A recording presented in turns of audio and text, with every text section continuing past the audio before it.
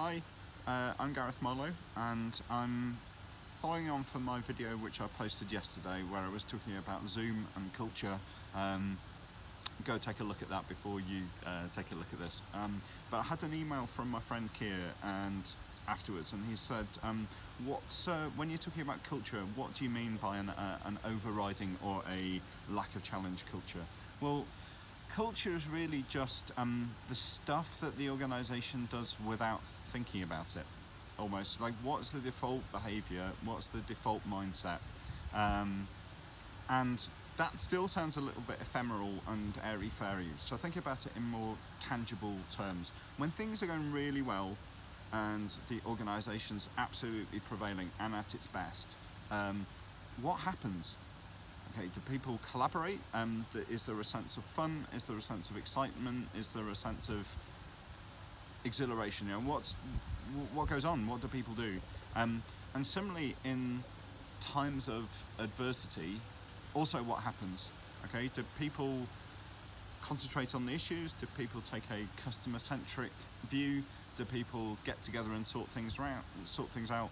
Or is there a big sort of blame fest, try and find the reasons behind what's going on just so that we've got somebody to point the finger at?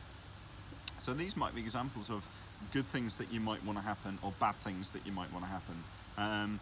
And being able to understand them in terms of telling those stories is a really helpful thing to do, because it means that you can then communicate.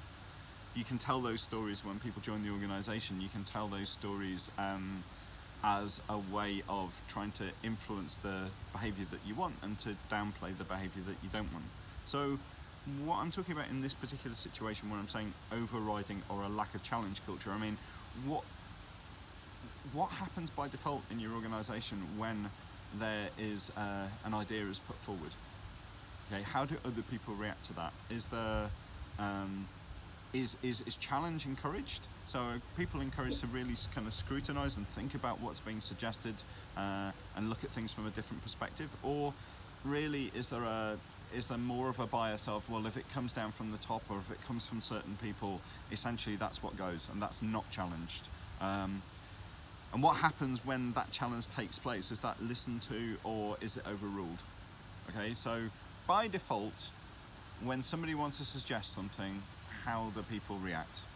Is it to constructively engage with it but to look at it from different perspectives, or is it just to accept what happens? And when somebody does identify an issue, does maybe call out an elephant in the room, how does the organisation react? Are they frowned upon for doing that? Are they discouraged for doing that? Are they made to feel like they're being awkward for doing that?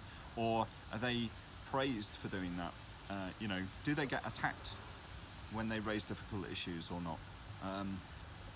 Really looking at what actually happens under those circumstances in your organisation, and then thinking about, is that how I want it to be?